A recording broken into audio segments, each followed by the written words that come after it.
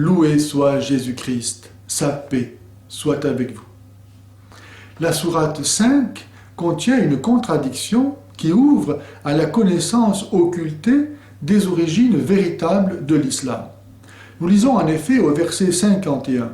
« Ô vous qui croyez, ne prenez pas pour amis les juifs et les chrétiens. » Et quelques versets plus loin seulement, nous lisons au verset 82, « Tu constateras que les hommes les plus proches des croyants par l'amitié sont ceux qui disent « Oui, nous sommes chrétiens ». Comment, et en quelques versets seulement, les chrétiens peuvent-ils être dits amis et ennemis? Soit le mot chrétien ne désigne pas le même groupe de personnes dans chaque cas, soit les chrétiens se sont trouvés dans des situations différentes par rapport aux musulmans. Le mot traduit ici par chrétien est Natsara, dont la prononciation évoque bien sûr nazaréen. Les chrétiens ont été appelés effectivement au début de leur existence nazaréens parce qu'ils étaient les disciples de Jésus de Nazareth. Puis ils ont été appelés chrétiens. Mais ce nom de nazaréen a continué à désigner un groupe sectaire non trinitaire retiré en Syrie après la destruction de Jérusalem par le général Titus de l'armée romaine en 70.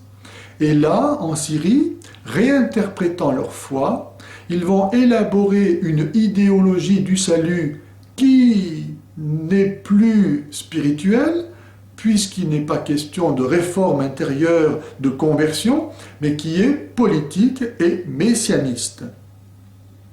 Jésus-Christ n'est pas le Fils de Dieu, pour eux, il est simplement le Messie chargé d'établir sur terre le royaume de Dieu.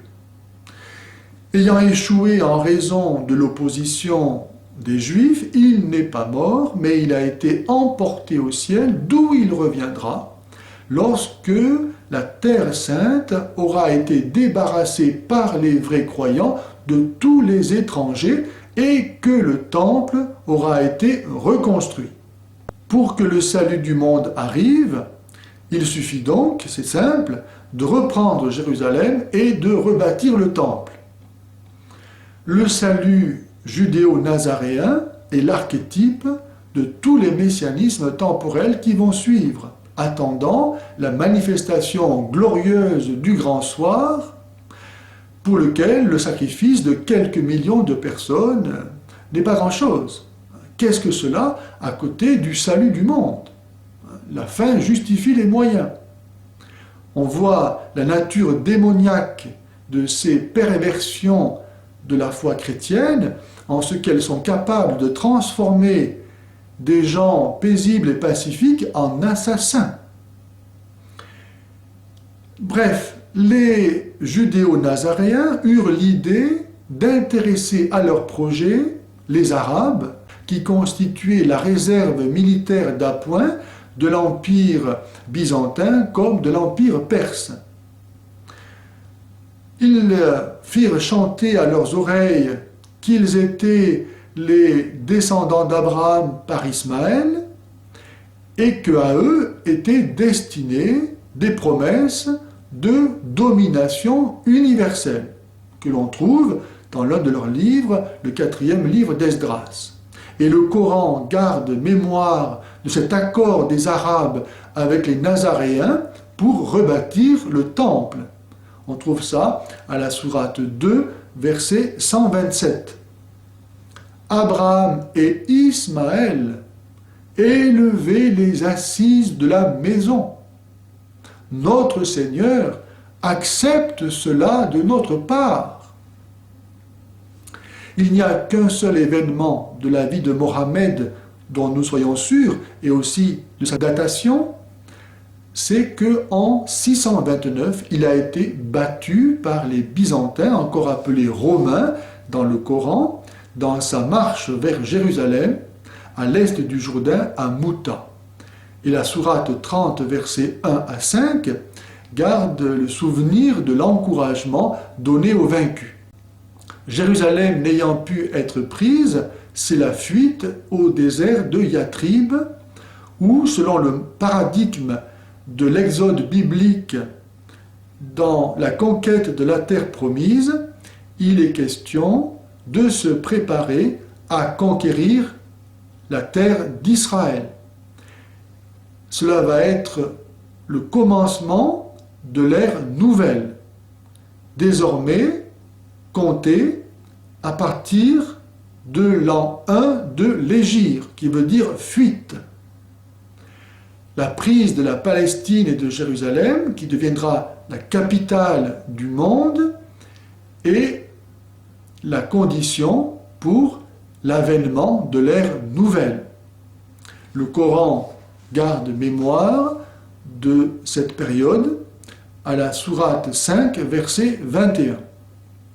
Ô mon peuple, entrez dans la terre sainte qu'Allah vous a destinée. Évitez de retourner sur vos pas, sans quoi vous vous retrouveriez ayant tout perdu.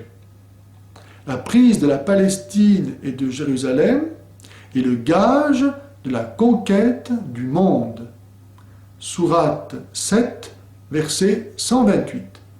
Ce n'est que 9 ans plus tard et 3 ans après la mort de Mohammed que Omar va entrer à Jérusalem. Et aussitôt, sous les assises du temple rasé, il va édifier un bâtiment aux dimensions exactes du cœur du temple d'Hérode, c'est-à-dire du deuxième temple. Et devant cet édifice, nous dit un témoin, il offrit un sacrifice, qui rappelle évidemment les sacrifices juifs du temple, mais aussi les rituels nazaréens, dont l'islam a gardé nombre d'entre eux, à savoir par exemple le sacrifice du mouton pour la fête de l'Aïd el-Kébir, ou bien l'interdiction de boire du vin et de l'alcool, mais aussi l'obsession de l'impureté et des femmes, comme la haine de saint Paul. La Palestine avait été prise, le temple en quelque sorte était reconstruit, et pour autant, le Messie n'était pas redescendu du ciel.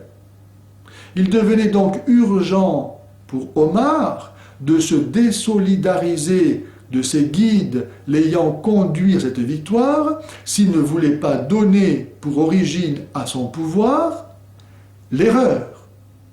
Les amis de hier devinrent donc des ennemis et une révélation s'imposa pour légitimer l'autorité des nouveaux maîtres du Proche-Orient, comme aussi légitimer leur expansion territoriale présente et future.